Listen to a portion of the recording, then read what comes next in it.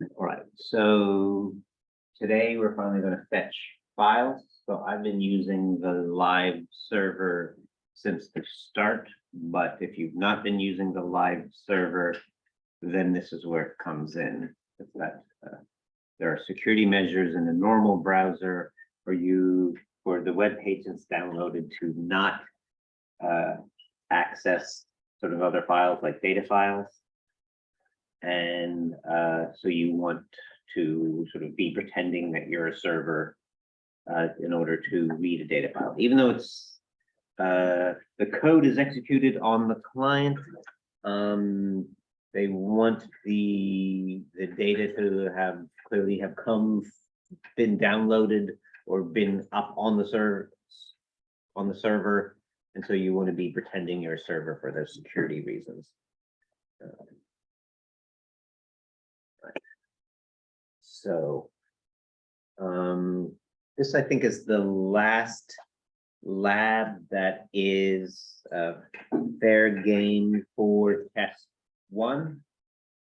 So we will have, I always give you a week to do the labs. So this lab is due in a week, Valentine's Day. And then sometime after that, we'll start negotiating sort of when that first test will be. The first test will probably come in 2 parts, so cover 2 days. So one day will be more focused on interfacing. So you'll see all of the different HTML elements like radio buttons and checkboxes.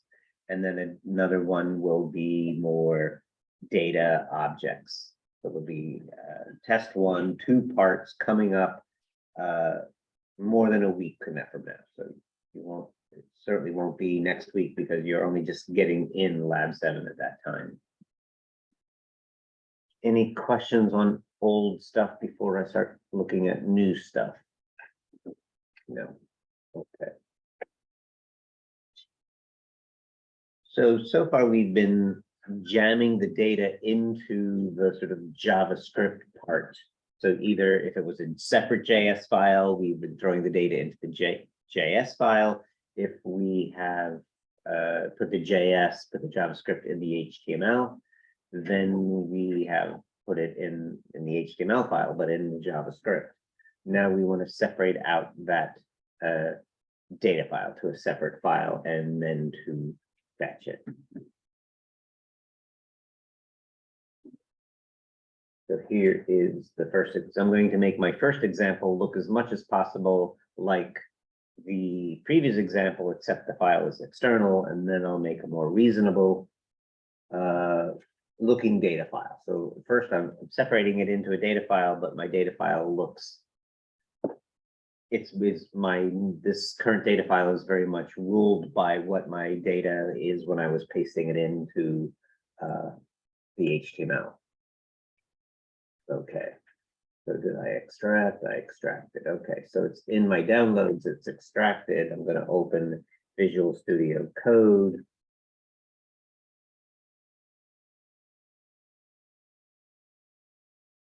I'm going to, I think I'm already directed towards downloads, but I'm going to open a folder, file open folder, and point myself at downloads. Because when I'm going to use again the live server serves up a folder. And so I've got to have opened a folder. If I've opened up a file and try to run the live server, it's going to say, I don't know what you're talking about.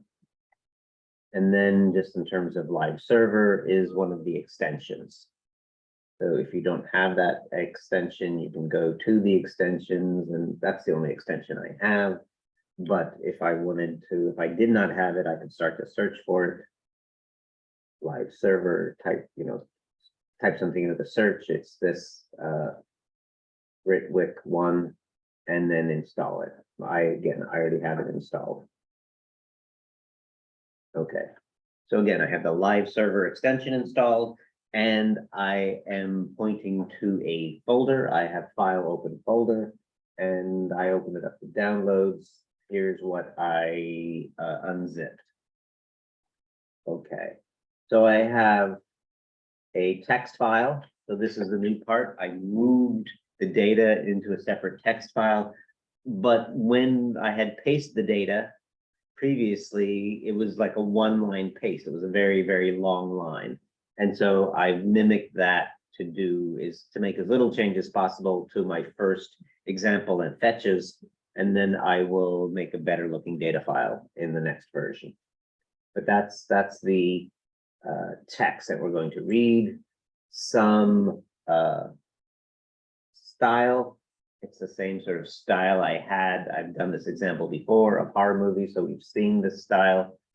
Nothing really new there. The JavaScript class, I've made it a separate .js file for the class. Somebody asked me earlier, when do we make a separate JS file and when do we make when can we put it in HTML? And at this stage, it's up to you when you want to do it. So even this class could be used, even this class code could be put inside the HTML, inside the script portion of your HTML. One of the ideas of a class is that you might have a concept of reuse, so that the class might be used in more than one program or something like that. And then you wouldn't want it pasted into a particular HTML. But as far as what we're doing right now, that's a possibility and you would not lose points for it. Okay. If you do have a separate JS file, remember that when you send me stuff, you need to zip it up because a .js file won't survive the email system. Okay, but this is the class we had before, so this is not the new part. So we had the style before, we had the class before, but the text is moved out to a text file, and then we need to fetch it. So let's get down to the new stuff. So here is the table that you'll see. Remember what this guy looks like. When you have a bunch of separate files, the one that you right click on and say open with the live server is the HTML. Every once in a while, I find myself clicking on a JS file or a CSS file and trying to use the live server, and that doesn't work. So all this div stuff is making this grid box for me. And then here is the script. So I have a script tag that connects to the separate .js file for the class. And then I'm making, here's my script for this particular example. I'm going to have an array of objects, of horror movie objects. I'm going to have an event for my drop-down list. And then here I am, I'm in the script area, and the script area is at the bottom of the page. I'm not in any load method. I could be in some sort of page load method, but I'm not. And so this code just is run when it is reached. So fetch is not some function that's called. Fetch is a telling the computer to do something. And so it's telling the computer to do something. It's not in any function, so it's telling it to do it sort of right away. But remember that the page has been designed above this code. So I can refer to items on the page and it will be understood because my script is at the bottom is underneath the HTML elements. If I wanted to put my script above the body of the page, then I would need to put this code in, say, the body load. So I would have like an onload event call the fetch. Okay, but I can get away without the onload because my script is at the bottom of the page. So the page I know is loaded because I got to the bottom of the page. All right. So here's the new stuff. Fetch and the name of the file. With the name of the file, that means if I encode in the code that is in one file, I refer to the name of another file just by the name of the file and its extension. then that means that those two files are next to each other in the file system, that they are siblings. And so here's horror text right next to horror class fetch data. Okay. So in sort of modern JavaScript, there is a fetch method.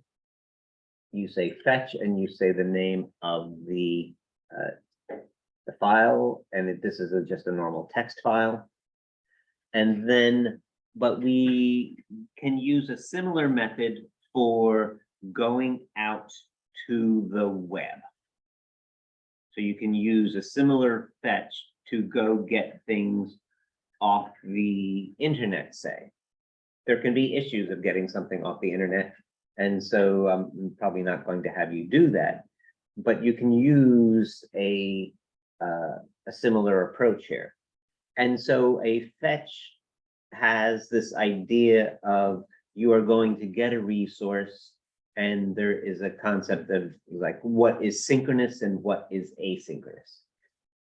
So I just talked about this this fetch code itself only happens when I've reached the bottom of the page. So the HTML code, as we were working our way down this page is being sort of rendered, and the page is already rendered by the time we start this JavaScript. Not completely rendered, but at least the elements are known. Okay. But a fetch is different. A fetch means I'm going out to get a resource.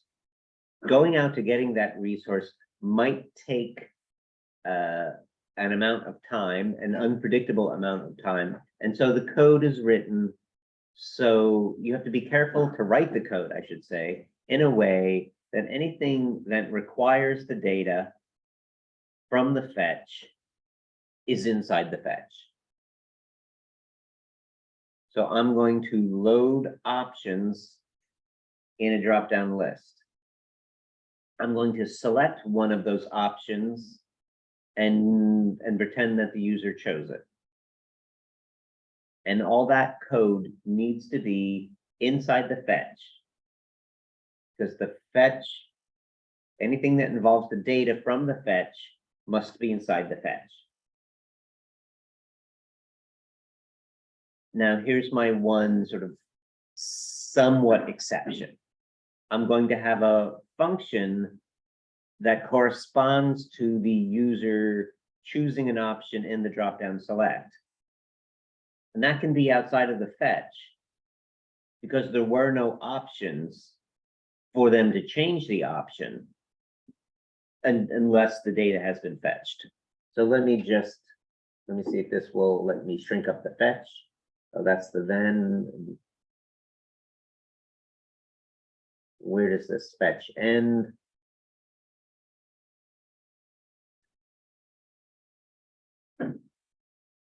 This should be the end of the fetch.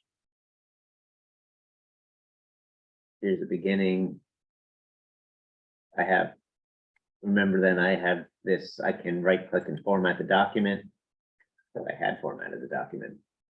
Okay, so here is fetch, then is indented, then is another indent. We got to come back and talk about that.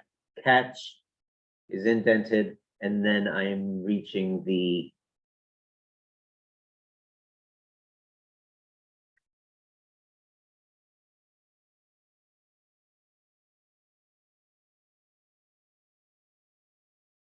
that is the catch. So it's fetch, then catch. So this is the end of it.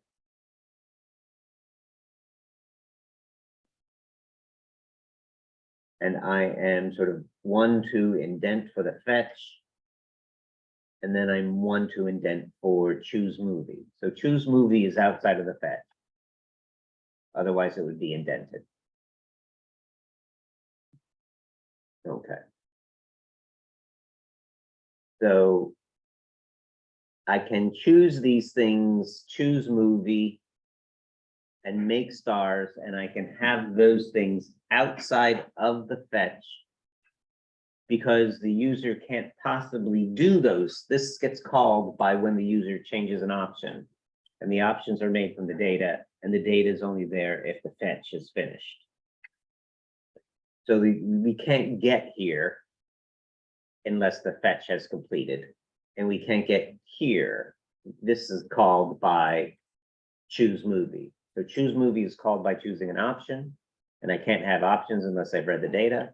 And choose movies calls make stars, and make stars then is only called when choose movie is called.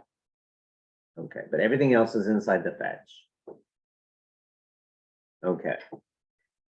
So I'm going out to get a resource. It happens to be a local resource, but the code's similar if it's not a local resource. So I'm going out to get a resource, and then I say, what do you do when you get the resource? So we might have gone out to the internet. So it's like an HTTP request. And so you send out a request, and then you get at some point a response, and that can take some time. And anything, if I put any code here that wasn't inside a function and had to be called, but if I put any code here, it would rush ahead and try to do that code without waiting for the data file to be fetched. So the fetching attempts to be asynchronous. It's going to say, go out and do this, and then if your code needs the data, the interior of the fetch is synchronous. It will wait for you to get a response from the data file, and that's what those thens are. But any code out here, it will try to rush ahead and do without waiting for the data file. I will probably at least once this semester try to put some code here and wonder what's wrong, and then know that I'm being, finally realize it and realize I'm being stupid. But it's an easy mistake to make, is to put some code here that depends on the data. Okay.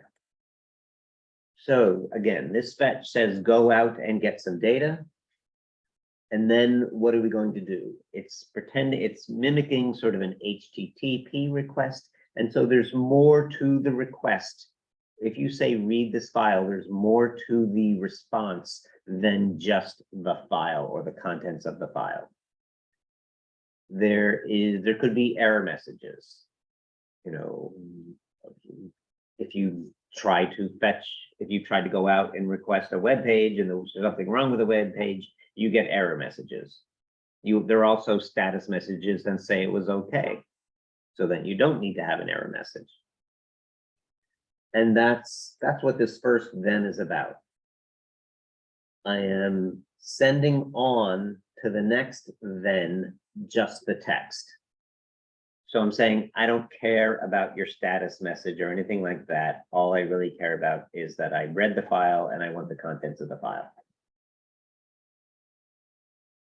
That's what this does. Then what I send out in the first then becomes the sort of argument of the second. So data is the text of the response. Again, there can be more to the response than text, but I'm sort of stripping all that away in this then and saying all I care about is the text. Then text becomes data. My big long blah, blah, blah. Okay, so data is the data. Okay, and then we just then the rest is sort of what we did before.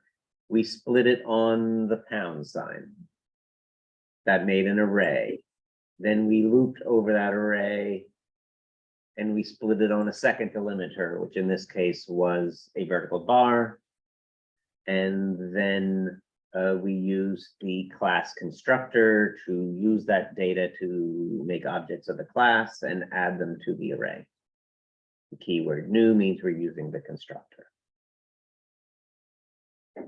Then I'm going to populate my select. So I'm grabbing my select, I'm looping over the movies, I'm creating a new option, I'm making the text the title of the movie, I'm making the value the index, and I'm adding the option to the select.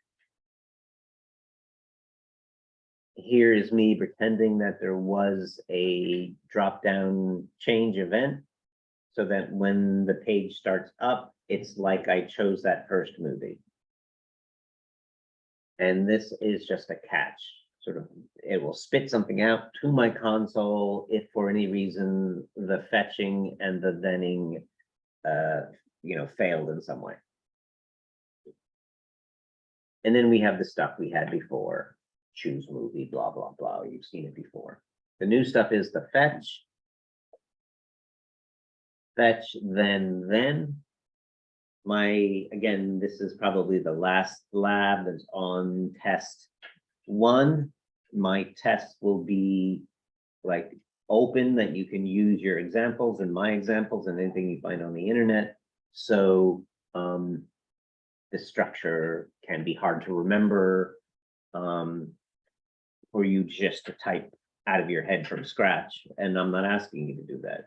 You're going to take an example that works and make it adapt it to it the next whatever it is I tell you to do that day. All right, so fetch the data file, then just give me the text of the data file. I don't want anything else. The second then, I'm going to work with the data and I parse it. And this was that weird data file with all the data on one line. And that's what I'm going to fix next and make a more reasonable data file. Any question on this? I wanted to keep it pretty simple. Just the only new thing is the fetch, but a fetch is, I don't know, I tripped over it more than once. Okay. So let me get you the next version so we can get a more reasonable looking data file.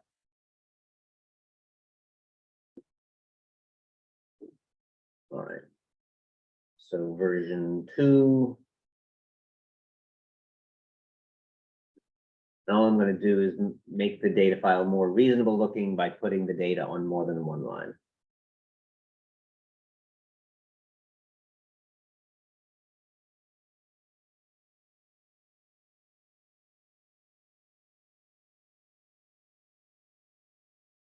Okay, there. So I extracted it back to Visual Studio Code. Downloads. Now I'm looking at horror class touch data 2. And now here's a more reasonable looking data file where each movie's on its own line. So before I had 2 delimiters. One was what I'll call a pound sign and you'll call a hashtag, and the other one was this vertical bar. And I've replaced the hashtag with new line characters. New line characters can be funny in that the Mac world and the Windows world don't agree about what appears at the end of a line. So an end of a line can be a little bit complicated, especially if you've moved things around from a Mac to Windows and back. Okay, but here's the data file, a better looking data file than our previous data file. The class is the same, the style is the same. Now here's the processing inside the fetch. Same. Okay, so the first part's the same. Read the file. Now it's horror2.txt, the line delimited. Here's returning the text. That's the same. I am now this time splitting on the return character. And I also decided, I don't know why, to make life difficult, I decided to use a map. Where the hell did that go now? Oh, here it is. So map is another way to sort of loop over an array. So we saw for each, and we saw like a for I equals 0 kind of approach. Here's another approach, a map. Okay. So I am taking my data That's all the data from the text file. I'm splitting it on a regular expression, which is \r\n. \r is a return, \n is a new line. There are two delimiters here because of the way we have the Windows and we have the Mac world, and they differ by how they do it. And so we want to sort of cover our ass and make sure it sort of works for both. And I don't know, it works for Windows. I hope it works for Mac. My Mac person will yell at me if it doesn't. Okay.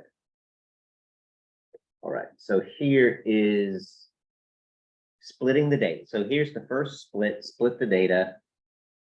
And instead of naming the result of the split and then looping over it, I went straight into a map. So I did a little chaining together, just making it look a little more sophisticated. And here are the lines. Those are the elements of, I called it lines because each one's a line of code, or a line of the data. And I is an index. So this before we did it, but we did it as like a for each or something like that. Your homework, you have to tell me, you have to read about what's called the fat arrow function. So there's a function to handle the iteration. Here I'm taking a line. This should probably be called line rather than lines because it's really one. Splitting it on the vertical bar delimiter, getting the subdata, instantiating an object. Now, are you looking up?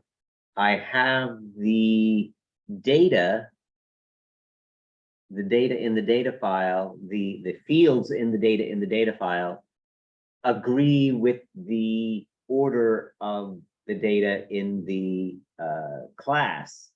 And so I can use this spread operator.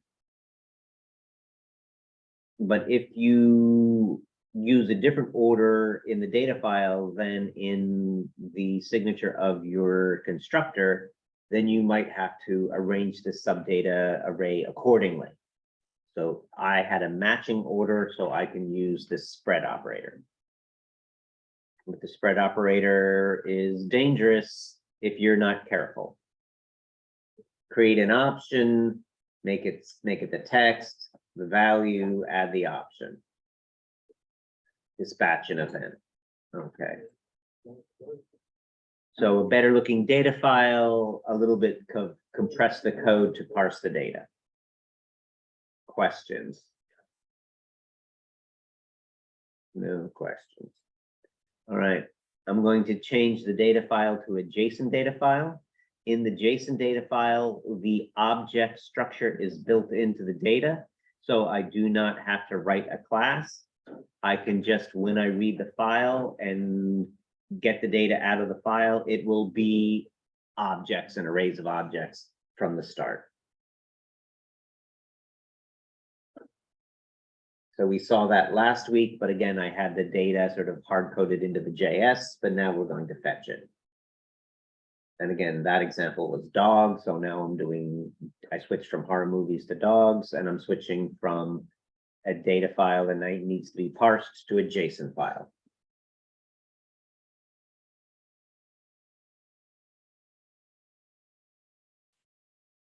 So here's download, extract.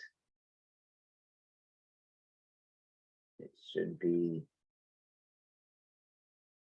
in downloads. Explorer, here's my dog. I don't need a JS. My separate JS file before was my class. I don't have to make a class. I'm reading JSON. It makes the class itself. I have some style, not very much. I have the JSON file. Here's what the JSON file looks like. I'm doing this twice because I have two JSON files of a slightly different structure. In JSON, the curly bracket indicates an object. So this JSON file I'm dealing with in dog fetch JSON1 starts off with an object. that object has a property called dogs. Dogs, after the colon, I see a square bracket, so therefore dogs is an array. And then inside that square bracket, inside that array, I have curly brackets, so it's an array of objects. So I have an object, it's got a property called dogs. Dogs is an array of objects, and then those objects have properties like dog name, dog height, dog colors, etc. So that's what the data looks like. In version 2, I'm going to change the data, but here's what the data looks like here. So what I read in is an object with a property dogs that is an array. Okay, here's the fetching of the file. I have the box. Here's my box. Here's the JSON. Here's me doing something with the select. Here, this variable, this global variable, my JSON, that's going to hold all the data. And right now that my JSON is going to be an object. I'm fetching JSON. So I'm fetching that external data file. That data file has no other folders or any other things indicated, so it is a sibling of the HTML file. I am responding. My first response is to get rid of any status codes and yada yada, and I've switched from return text to return JSON. JavaScript understands JSON, and so it knows it's going to start creating the structure from that JSON. So you want to inform it that it's not text, but it's JSON. So it is going to immediately start exposing that structure that was in the JSON file. Okay, so I got rid of any status codes and what have you, and I've started realizing that what I'm sending in is JSON. And I said, I took that data and made it equal to my global variable, my JSON.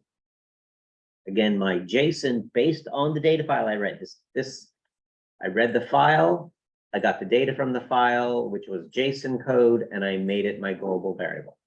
So it is dependent on what was in my data file. I have to know what's in my data file. I don't know what to do with my JSON unless I know what was in my data file. I don't need to know if there's a beagle in there. Who gives a rat's ass if there's a beagle in there? But I have to know its basic structure. Then it was an object with a property called dogs that was an array. Okay. Here's my select. Here's me doing the map thing again, trying to be sophisticated, making options. And I have to be careful about what I map over. Map is an array thing. My JSON right now, my JSON is not an array. My JSON is an object. But my JSON.dogs is an array. You've got to pay attention. If you're going to do an array thing, you need an array. If you're going to do an object thing, you need an object. So I want to make my drop-down select. That's an array thing. I'm looping through the elements of an array to make my options. And so where is the array? The array is not my JSON. My JSON is an object, but my JSON has a property dogs that is an array. So my JSON.dogs is my array, and that's what I loop over. Map is just a fancy loop. And I loop over that to make the options, to set the text, to set the value, to add the option.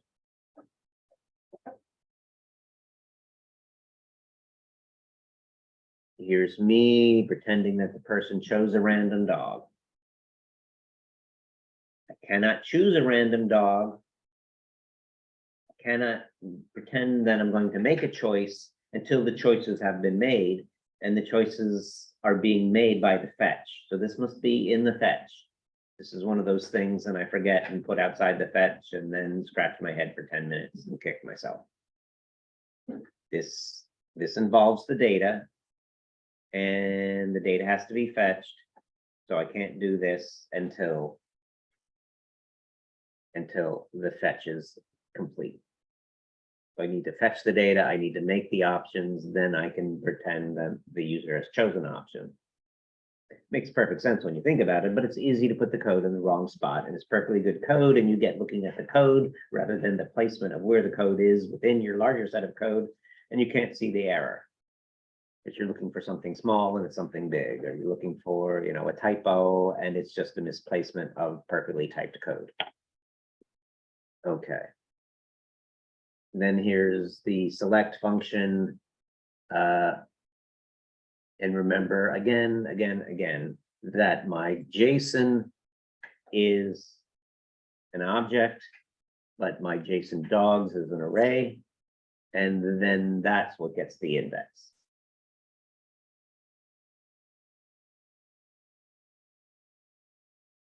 Question. And I'm going to change the data file and change like half of what I just said is going to be slightly different. So if you don't understand this, then you're not going to understand the distinction.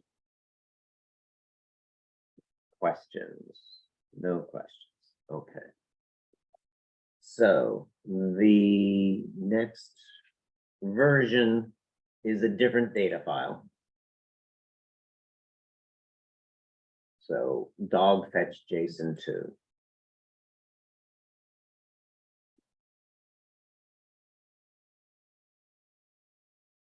So there it is, extracted.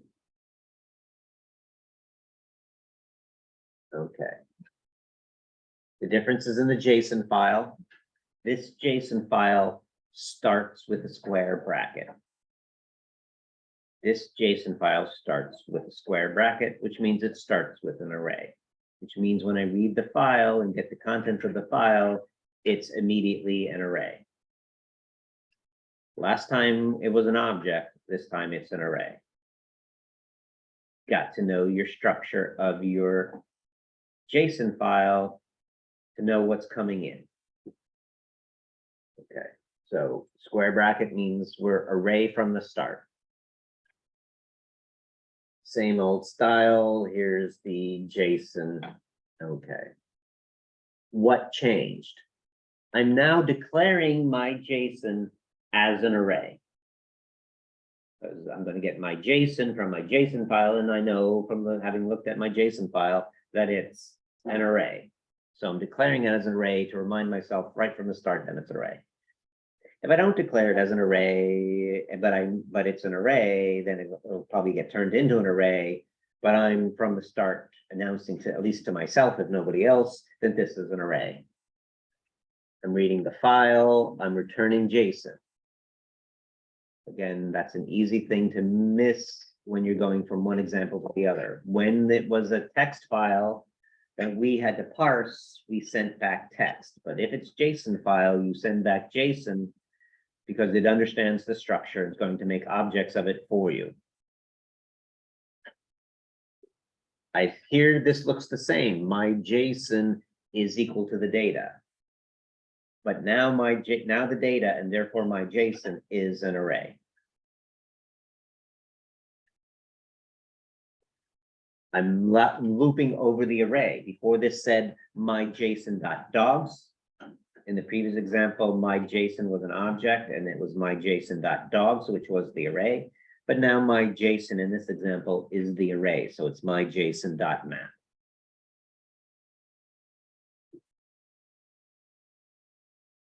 I give you these two examples. When you have to do something on your own, choose your example wisely. Choose your example wisely. If you're reading JSON that is an object, then pick the first example. If you're reading JSON that is an array, pick the second example. You get to work from an example, but if you pick the wrong example, you're screwing yourself over. You're making it hard. It's supposed to be easy to work from an example. You're making it hard by choosing the wrong example. In this case, my JSON, what came out of the file was an array, so then I can do an array thing with it, like map. make the options, set the text, set the value, pretend the user chose a random dog. So my JSON, being the array, has a length. Here we are choosing, here's when they choose the object. Again, my JSON is the array, so it immediately gets the index. Previously, it was my JSON.dog square bracket my index, because my JSON previously was an object and my JSON.dogs was the array. In this example, my JSON is the array, and so it immediately gets the square bracket and the index. Easy if you get it right, but if you're working from the wrong example, totally screwed over. Get the right example. Think about it up front, get the right example. It's easy. Work from the wrong example, and you're tracking down error after error. Any questions? No. Okay. And then what? So what do you have to do?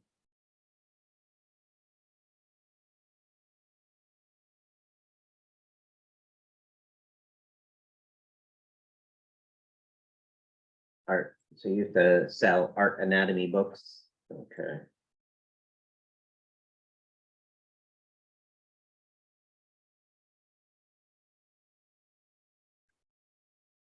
There it is, a lab 7.